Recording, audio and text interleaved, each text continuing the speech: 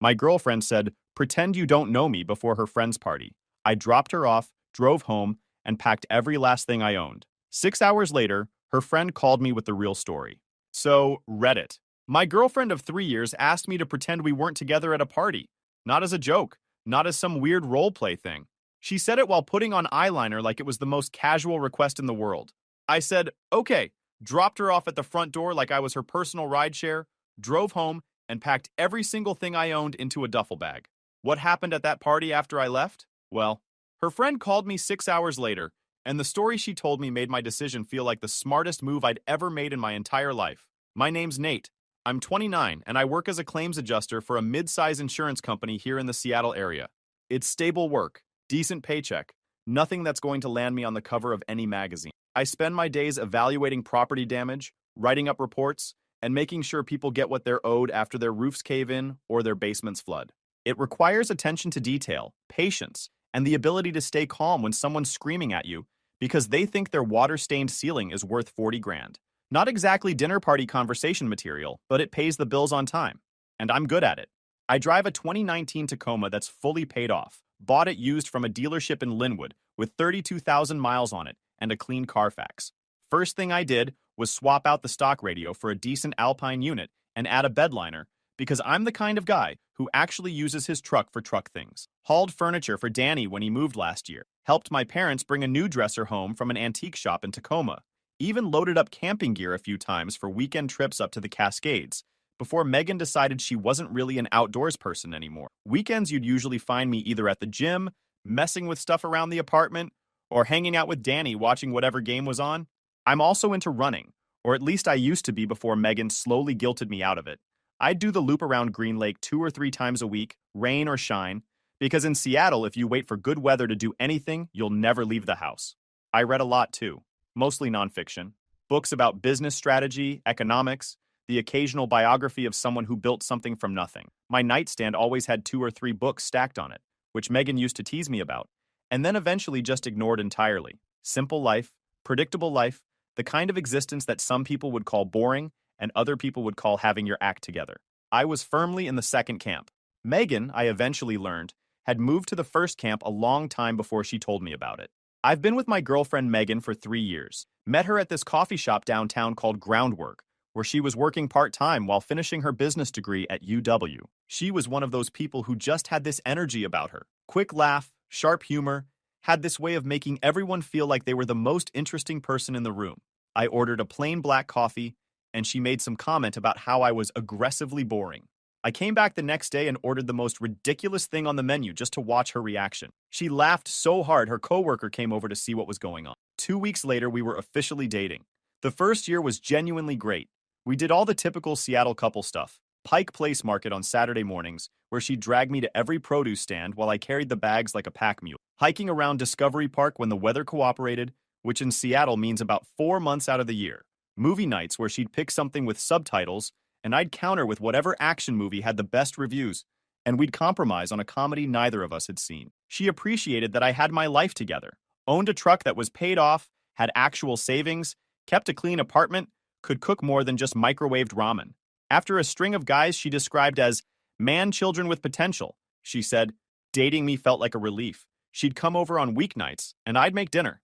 Nothing fancy. Chicken stir-fry, pasta with homemade sauce, burgers on my little apartment balcony grill that I bought for $40 at a hardware store going out of business. She said it was the first time a guy had ever cooked for her without it feeling like a performance. We'd eat on the couch, watch something on Netflix, and talk about our days. She'd tell me about school projects and difficult customers at the coffee shop. I'd tell her about the weirdest insurance claims I was working on and the office politics I was navigating. Normal stuff, easy stuff. The kind of routine that feels boring from the outside, but actually feels like peace when you're living inside it. Her parents were fine. Her dad was an accountant, quiet type, firm handshake. Her mom worked at a dental office and had that polite suburban energy where everything was lovely and wonderful. They liked me well enough. Her dad appreciated that I had stable employment and didn't ask to borrow money. Her mom seemed relieved I owned furniture and knew how to operate a stove. Standard meet-the-parents situation that went about as smoothly as those things ever go. We moved in together about 18 months ago into this apartment in Capitol Hill that her parents helped furnish. Nice place. Big windows, hardwood floors, a kitchen with actual counter space that made my old apartment look like a storage closet. The furniture was almost entirely hers, or more accurately, purchased on her parents' credit card. Couch, dining table, bedroom set, even the pots and pans. My name wasn't on the lease either. She'd insisted on being the primary tenant, and at the time I told myself it was practical. Her credit was better. Her parents were co-signing. Made sense on paper. In hindsight, it meant I was living in her space, sleeping in her bed, cooking in her kitchen, and could be removed as easily as a piece of furniture that didn't match the decor anymore. Looking back, I should have seen that as the first flag. But when you're comfortable and the person sleeping next to you every night seems happy, you don't go hunting for problems. That's the thing about comfortable. It's a great anesthetic. It numbs you right up until the moment someone rips the bandage off and you realize the wound underneath never actually healed. The cracks started showing about 6 months before the party, if I'm being honest with myself. Not big dramatic cracks. Little hairline fractures that seemed insignificant on their own, but formed a pretty clear picture when you finally stepped back and looked at the whole wall. She stopped posting pictures of us on social media. Not that I'm some Instagram validation addict, but we went from being tagged in stuff together every other week to absolute zero.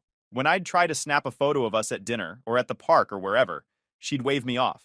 Bad lighting, not feeling photogenic, didn't like that angle, always had a reason. Meanwhile, her own feed was filling up with solo shots at trendy cafes and art galleries, carefully curated, perfectly lit, strategically posed, like she was building a brand that didn't include me. The hand-holding thing was next. We'd be walking downtown, and I'd reach for her hand, and she'd pull away. Not dramatically, more like she'd suddenly need to check her phone, or adjust her bag strap, or point at something in a shop window. Just enough plausible deniability to make me feel paranoid for noticing, but consistent enough that after a while I just stopped reaching. Then came the vague answers. How was your day? Used to get me a full download. Everything from what she ate for lunch to which coworker was annoying her to what podcast she'd been listening to on her commute. Suddenly it was just fine or busy or, the usual. She'd gotten a new position at a boutique firm downtown and was building a social circle I wasn't part of. New friends I'd never met. After work events I wasn't invited to. Weekend outings that apparently weren't a couples thing. The shopping was another tell. New clothes started showing up constantly, not just regular work clothes either. Designer bags, shoes that cost more than my truck payment, outfits that looked like they belonged on a rooftop somewhere, rather than our Capitol Hill apartment. She started getting packages delivered almost daily. I'd come home from work and there'd be 2 or 3 shopping bags on the kitchen counter with tissue paper spilling out of them. When I asked about it, she said she needed to dress the part for her new role. Fair enough at the time. Makes a lot more sense now knowing who she was actually dressing for. There was this one night, maybe 2 months before the party, that should have been my wake-up call. We were out to dinner at this Italian place we used to go to regularly. Nice spot. Nothing fancy, just good food and low lighting. I reached across the table to hold her hand, and she pulled back to grab her phone. Said she needed to check something for work. Then spent the next 15 minutes texting with this little smile on her face that had nothing to do with marinara sauce or our conversation. When I asked who she was texting, she said, just a group chat. Didn't look up once. I sat there eating my pasta, watching her type and smile and type some more, and told myself it was nothing. That's what you do when the alternative is admitting the person across from you has already left the restaurant, even though her body's still in the chair. But the biggest red flag was how she talked about the future. Or more accurately, how she just stopped. We used to have real conversations about where we'd be in 5 years, whether we'd stay in Seattle, when we'd start thinking about buying a place together. Those conversations just evaporated like morning fog. Every time I brought up anything long-term, she'd redirect. Let's just focus on right now. Why do we have to plan everything out? Can we just enjoy things without a timeline? I noticed all of this. Every single bit of it. I just didn't add it up. Because when you love someone and you've built a life with them, your brain becomes this amazing excuse machine. It explains away every warning sign, rationalizes every red flag, files every gut feeling under, you're probably overthinking this, until the alarms are blaring and the building's already half burned down. That Friday started like any other. Got home from work around 6, heated up leftover pasta from the night before, sat on the couch catching up on highlights. Megan had been talking about this party for 2 solid weeks. Her college friend Kayla was hosting it at some upscale loft in Capitol Hill. Some kind of networking mixer crossed with a birthday celebration. Megan kept saying everyone's going to be there, with this particular energy I couldn't quite place. More than excitement. Almost electric, like she was counting down to something. Around 7:30, she was in the bathroom running full production. Hair in these perfect loose waves that took 45 minutes to look effortless. A new black dress I'd never seen before that fit like someone measured her with a laser. Heels that added about 4 inches. Full makeup. Foundation. Contour. The whole works. She had this playlist going on her phone propped up against the mirror. Some pop music I didn't recognize. Every few minutes, she'd stop what she was doing to check a text and smile at whatever she was reading before going back to her eyeliner. I remember standing in the doorway for a second, just watching her get ready and thinking she looked like she was preparing for something much bigger than a friend's birthday party, like she was getting ready for a first date, which, as it turned out, is exactly what she was doing. I just didn't know it yet. I was in the bedroom pulling on a button-down and my decent jeans, figuring I'd at least look presentable for whatever this event was. "Hey, Nate?" Her voice floated through the half-open bathroom door. Casual, breezy. Same tone she'd used to ask me to grab milk on the way home. "Yeah? At the party tonight. Can you just, act like you're not with me?" I stopped mid-button, just froze there with my shirt half done like someone hit pause. Let those words replay in my head to make sure I'd actually heard them correctly. "What?" She stepped out still holding her eyeliner pencil, looking at me with an expression that suggested she genuinely didn't understand why I'd need clarification. "Just mingle on your own. Separately. Don't be all attached. It'll be more fun that way." "You want me to pretend we're not together?" "It's not like that." She turned back to the mirror like the conversation was already over. "Some of my friends from work don't really know about us yet, and I just don't want things to be awkward. Megan, we've been together for 3 years. We share a bedroom." "I know, but..." She trailed off, blending something under her eyes. "Just trust me on this. It's easier this way." I stood there for what felt like an eternity, probably 30 seconds, running through 1,000 responses. Every instinct screaming at me to push back, to demand a real explanation, to ask what kind of person asks their boyfriend of 3 years to go invisible for the evening. But something else kicked in. Something quieter and colder. Call it pride. Call it self-preservation. Call it the sound of a man who finally heard what he'd been refusing to listen to for months. "Okay." She caught my reflection in the mirror and actually looked surprised. "Really?" "Yeah, no problem." That "no problem" was the calmest lie I've ever told. Every word of it was a problem. But she didn't need to know that. Not yet. 20 minutes later, I pulled up outside the loft building. Bass was already thumping from an upper floor, people smoking on the sidewalk. The whole scene. Megan checked her phone one more time, reapplied her lipstick, adjusted something about her dress, and reached for the door handle. "Thanks for the ride," she said, like I was a cab driver who'd gotten a decent rating. "Have fun," I said. Flat. Neutral. She hesitated for exactly 1 second. Maybe she sensed something had permanently shifted in the last 30 minutes. Maybe not. Either way, she smiled, got out, and walked toward the entrance, already pulling out her phone before she reached the door. Didn't look back once. I sat there, hands on the wheel, engine idling, watched her disappear inside without a single glance back. The bass from the party rattled faintly through the closed windows of my truck. I could see people through the upper floor windows, silhouettes moving around, having the kind of night I was apparently not invited to participate in as anything other than a chauffeur. Something clicked in that moment, sitting in my paid-off Tacoma outside a party I'd just been uninvited from by the woman I'd spent 3 years building a life with. It wasn't anger exactly, it was clarity. The kind of brutal, undeniable clarity that hits you when the last puzzle piece falls into place, and the picture it forms is nothing like what was on the box. I put the truck in drive and headed home. Didn't turn on the radio. Didn't need noise. My head was loud enough. The apartment felt different when I walked back in, even though nothing had physically changed. Same furniture, same layout, same faint trace of her perfume in the hallway, but something fundamental had shifted, and it wasn't the apartment. It was me. I stood in the kitchen for maybe 5 minutes. Not panicking, not spiraling, just running a calm, methodical assessment the same way I'd evaluate a complicated claim at work. Look at the damage, review the evidence, calculate the loss, determine the best possible outcome. And honestly, the math was pretty simple. Then I went to the bedroom and pulled out my old duffel bag from the back of the closet.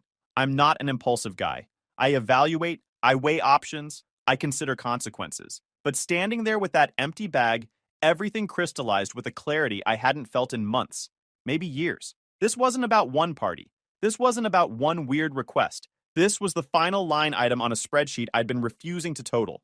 The vanishing photos. The hand she wouldn't hold. The future she stopped mentioning. The new clothes. The new friends. The new version of herself that had been slowly editing me out of the frame for months. I packed the way I do everything. Methodically. Clothes first, folded and stacked by type. Toiletries in a Ziploc bag. Laptop and charger. Important documents from the file folder in the nightstand. Took about an hour.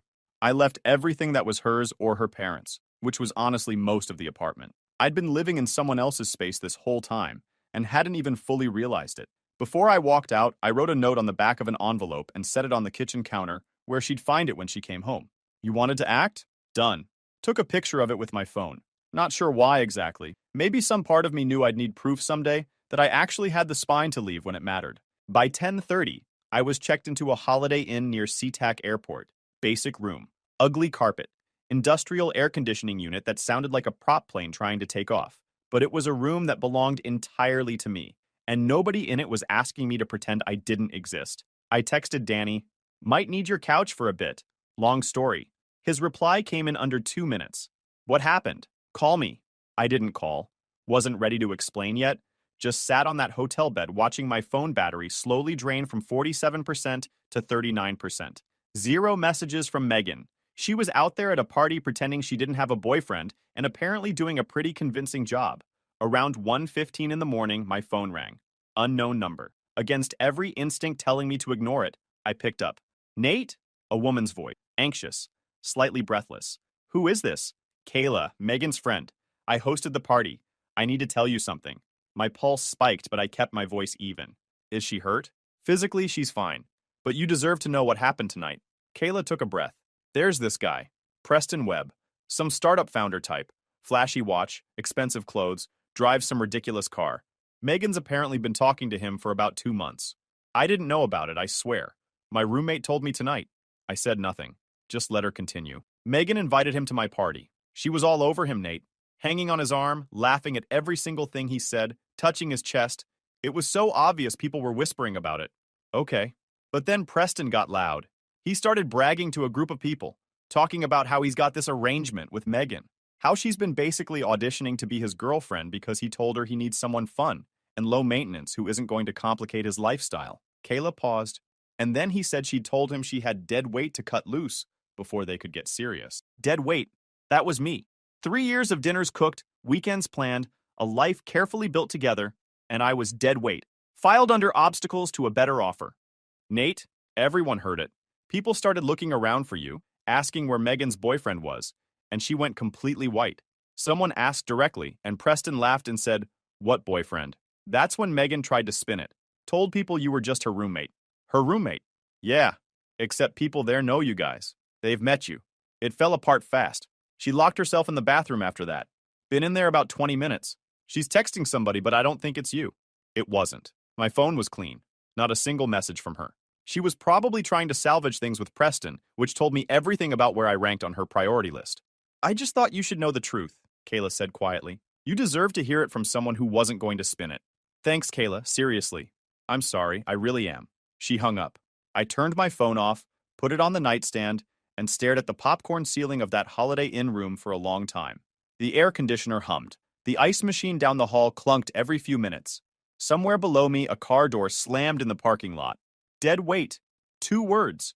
That's what 3 years of cooking her dinner, helping her study, driving her to the airport, holding her when she was stressed about exams, and planning a future she apparently never intended to be part of amounted to. Dead weight she needed to cut loose so she could audition for some guy with a flashy car and an ego the size of the Space Needle. The funny thing is, I didn't cry. Didn't punch a wall. Didn't even feel angry exactly. What I felt was something closer to relief. Like I'd been carrying a suitcase I didn't know was heavy until I finally set it down. Every weird vibe, every pulled away hand, every vague non-answer, every new outfit bought for someone else's attention. All of it finally made sense. The puzzle was complete, and the picture was ugly, but at least it was finished. Then I went to sleep. Best sleep I'd had in months. Turns out the truth, even when it's garbage, is more restful than all the lies you've been swallowing to keep the peace. Turned my phone back on around 7 Saturday morning.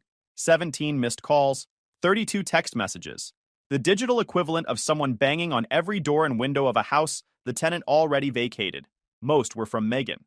Started around 1:45 a.m., ran until 5:30. Classic progression. The 5 stages of getting caught, compressed into 4 hours of increasingly unhinged texting. Phase 1. Confusion. Where are you? Phase 2. Annoyance. This isn't funny. Answer your phone. Phase 3. Discovery. I came home and your stuff is gone. What is happening right now? Phase 4. Deflection. You're being so immature, you left over nothing. Phase 5, bargaining. We need to talk about this, please just call me back. And the grand finale, 5:28 a.m. A single word, please. There were also 3 messages from her mother, 2 from her sister Nicole, and 1 from Danny. Megan showed up at my place at 6 a.m. bawling. I didn't let her in. Told her I have no idea where you are. Want to keep it that way? I texted back, yeah, thanks, man. Then I blocked Megan everywhere. Phone, Instagram, Facebook, everything. Not out of anger, out of self-preservation. I know my own weakness. My entire career is built on assessing damage and figuring out how to make things whole again. If I left a single channel open, eventually I'd try to fix this too. And some things aren't fixable. Some things are a total loss. You file the paperwork, accept the outcome, and move forward. Saturday, I hunted apartments online, scrolled through listing after listing on my laptop at the hotel desk, filtering by price, location, and immediate availability. Most places wanted first and last month plus a deposit, which would clean out a decent chunk of my savings, but I'd been smart with money my whole life, so the cushion was there. By Sunday afternoon, I'd signed a lease on a small 1-bedroom in Fremont. More than I wanted to spend, but available immediately.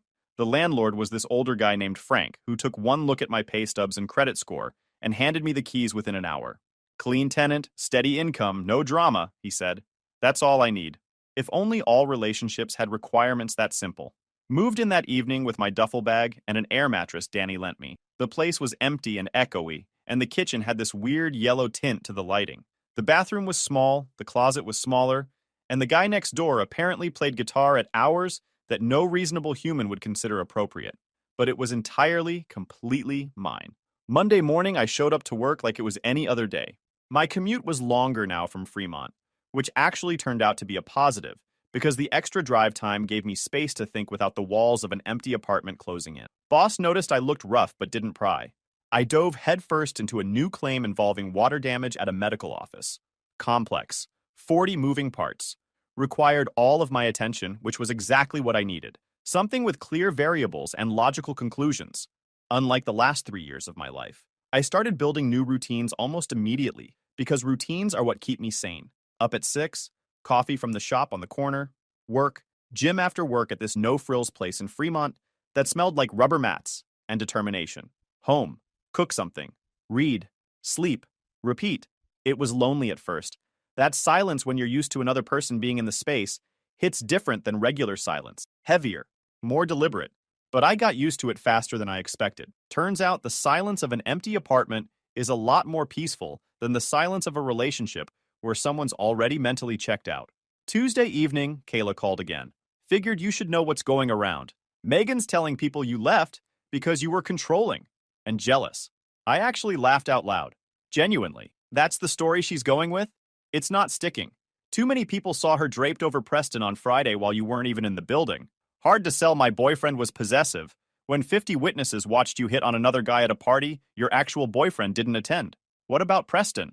Oh, that's the good part. Kayla paused. He ghosted her. Completely. Won't return calls or texts. Apparently, getting publicly exposed as part of someone's cheating scheme wasn't part of his low-maintenance girlfriend requirements. Who knew? Wild. There's more. She's been posting cryptic stuff online. Quotes about toxic relationships and finally being free and all that. I deleted all social media, but thanks for the heads up. You're handling this really well, Kayla said. Am I? I looked around my empty Fremont apartment. Air mattress on the floor. Single lamp in the corner. The faint smell of the previous tenant's cleaning products. Honestly, I think I'm just numb. That's probably healthier than what she's doing. Over the following weeks, things kept unraveling on her end. Through Danny, I heard Megan had been calling mutual friends, trying to track down where I was living. Danny told everyone to keep quiet. She'd apparently driven past his apartment twice looking for my truck, slow rolling through the parking lot at weird hours like some kind of amateur surveillance operation. She also called Brooke, Danny told me one evening while we were eating takeout at his kitchen table. Asked if she knew where you moved. Brooke told her to leave you alone. Pretty firmly from what I hear. Appreciate you guys. That's what friends do. He grabbed another wing. You're looking better though. Less hollow. Getting there. Apparently she also showed up at Groundwork, the coffee shop where she used to work and where we first met. Just sat there for an hour during the time I used to stop by on Saturday mornings, clearly hoping I'd walk in. Her old coworker texted Danny about it. Said it was sad and kind of uncomfortable, watching her pretend to read a book while staring at the door every time it opened. Part of me felt bad hearing that. The other part remembered the words dead weight, and the feeling passed pretty quickly. The truth was, I still thought about Megan constantly. Not in a pining way, more like trying to close out a case file at work. More like trying to close out a case file. How did I miss the evidence? When did the claim go from salvageable to total loss? Was there any point where a different adjuster could have reached a different conclusion? Or was I always just the coverage she was planning to drop the second a better policy came along? Late November, an unknown number popped up on my phone. Against my better judgment, I answered. Nate, it's Nicole, Megan's sister. Hey, Nicole. I know you probably don't want to hear from anyone in our family right now, but I had to call because Megan told our parents that you left because you found someone else. She said you were cheating and that's why you moved out so fast. Of course she did. Rewrote the entire narrative. Cast herself as the wounded party in a situation where she was holding the knife. I don't believe her, Nicole said firmly. I know my sister. I've watched her talk her way out of consequences since we were kids. I just wanted you to know that I see through it. That means more than you know, Nicole. For what it's worth, she's falling apart. She won't say it, but she is. She thought Preston was going to upgrade her whole life, and he vanished like he was never there. Didn't even give her the courtesy of a breakup conversation. Just stopped answering. Which, if you think about it, is exactly what she was planning to do to you once she had him locked down. Funny how that works. Now she's stuck with an apartment she can barely afford without your half. Credit cards are destroyed from all the new clothes and fancy stuff she bought trying to impress someone who didn't even care enough to text her back. And everyone from that party knows exactly what happened. The story she's selling doesn't match what people saw. I sat with that for a moment, expected to feel something victorious. Some rush of vindication didn't come. Just a heavy sadness for someone I used to love who'd set fire to her own life and was now confused about why everything smelled like smoke. I hope she figures things out, I said. And I meant it. You're a better person than me, Nicole said. Take care of yourself, Nate. I'm writing this from my apartment in Fremont. Got a real bed now. Solid frame, decent mattress, sheets that actually match. A bookshelf I assembled myself that's slowly filling up with paperbacks I keep grabbing from this used bookstore in Ballard. A couch I found at an estate sale that's honestly more comfortable than anything in the Capitol Hill apartment ever was. Couple of prints on the walls. Kitchen's fully stocked. The yellow-tinted lighting turned out to just be the bulbs the last tenant left. And once I swapped them out, the whole place warmed up. Feels like home now. My home. 3 weeks after everything blew up, Danny dragged me to a barbecue at his place. I tried to say no. The thought of being around people and dodging questions about my relationship status sounded about as appealing as a double root canal. But Danny wouldn't take no for an answer. You need to get out. Meet some people. Plus, Brooke's bringing a coworker who's apparently really cool. I showed up expecting to stand in a corner nursing a root soda and counting down the minutes until I could politely leave. Danny had set up a nice spread in his backyard. Burgers on the grill, a folding table with chips and dips, lawn chairs arranged in a loose circle. About a dozen people, most of whom I knew at least casually. Nobody asked about Megan directly, which I appreciated. Danny had clearly briefed everyone beforehand, which is the kind of thing a good friend does without being asked. That's where I met Josie. She was sitting in one of the lawn chairs slightly apart from the main group, scrolling through her phone with the energy of someone who'd also been dragged to a social event against her better judgment. Brooke introduced us with all the subtlety of a marching band. Nate, this is Josie from my office. Josie, this is Nate, Danny's friend. You both like pizza and complaining about things. Have fun. Josie looked up from her phone, gave me this half smile that said, we've both been set up and we both know it, and said, so on a scale of 1 to 10, how obvious was that? Solid 9, I said. She almost brought out a PowerPoint. That broke the ice. We ended up talking for 2 straight hours about absolutely nothing important, and it was the best conversation I'd had in months. Josie was a graphic designer with short auburn hair and a sense of humor so dry it could have been classified as a fire hazard. We covered best pizza toppings, worst movies ever made, whether a hot dog technically qualifies as a sandwich, and the correct way to load a dishwasher, which apparently is a topic people feel strongly about. It was easy, normal, like having a conversation with someone who wasn't secretly calculating my net worth or planning their upgrade strategy. So, she said eventually, picking at the label on her can of ginger soda, Danny's not exactly subtle. He told me you went through a breakup. Did he? What a surprise from a man who once told a waitress it was my birthday, just to score me a free dessert when my birthday was 4 months away. She laughed. A real one. You don't have to talk about it. I appreciate that. Yeah. 3-year relationship that ended pretty abruptly. Her loss, Josie said, then immediately went red from her neck to her hairline. Sorry. That was presumptuous. No. I genuinely appreciate it. We exchanged numbers. Texted casually that week, Nothing romantic, just easy conversation with zero baggage attached to it. Josie and I have been on a few actual dates since then. We're taking it slow. She knows the broad outline of what happened with Megan, but I don't dwell on it when we're together. We've got better things to talk about. Meanwhile, Megan's situation kept getting worse. Through Kayla, who's become a genuine friend through all of this, I got the full timeline. Preston ghosted her completely after that party, blocked her number, unfollowed her on everything, acted like she didn't exist. The guy she'd blown up a 3-year relationship for treated her like a stranger within 72 hours. Without my half of the rent, the Capitol Hill apartment became a financial sinkhole. She tried to get a roommate, but nobody wanted to move in mid-lease at that price point. Her parents helped for a month or two, but eventually told her to figure it out. By January, she was packing boxes and moving back into her childhood bedroom. 27 years old, business degree on the wall, sleeping under the same ceiling she had in high school. Her credit cards were destroyed. Apparently, the shopping spree she'd been on for months, all those designer bags and outfits and shoes she bought while auditioning for Preston, had racked up close to 15 grand in debt. The boutique firm she'd been working at did a round of layoffs in December, and she was one of the first cut. No seniority, no leverage, no safety net. Last Kayla heard, she was working retail at a home goods store in Renton, doing register shifts and stocking shelves for $13 an hour. Her Instagram went private. The carefully curated feed of solo shots and cryptic quotes about toxic relationships was apparently no longer open for public viewing. Then last week a letter showed up. Actual physical mail. Forwarded from Danny's address because she still didn't know where I lived. Megan's handwriting on the envelope. I sat with it on my kitchen counter for 2 days before opening it. Single page, front and back. She called herself selfish. Said she'd gotten caught up chasing something that turned out to be nothing. Said Preston had made her feel exciting, and she'd been stupid enough to confuse that feeling for something real. Said she knew she'd destroyed something good, and she hoped someday I'd be able to forgive her. I read it twice, folded it back up, put it in my desk drawer next to the photo of the note I'd left on her kitchen counter 4 months ago. Didn't reply, didn't need to. That same week I got promoted at work. Senior adjuster. My own caseload, a raise, and an office with a window that looks out at the parking lot, which sounds unimpressive until you've spent 2 years staring at a cubicle wall. My boss pulled me aside and said I'd been the most focused and productive person on the team for the last 3 months. I didn't tell him it was because I'd channeled every ounce of emotional wreckage into being really, really good at my job. Just said thanks and asked when the raise kicked in. I started running again. 4 mornings a week around Green Lake, rain or shine, something I gave up years ago because Megan always complained it was pointless.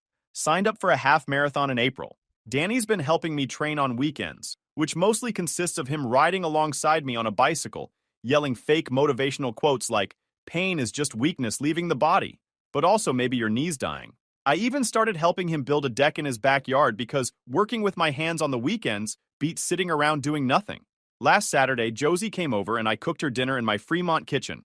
Grilled salmon, roasted vegetables, the whole deal. She brought a board game she'd been wanting to try, and we sat at my little dining table playing it until almost midnight, arguing about the rules and laughing at how bad we both were at strategy. When she left, she said, "This was the best Saturday I've had in a long time." Didn't need to add anything to that.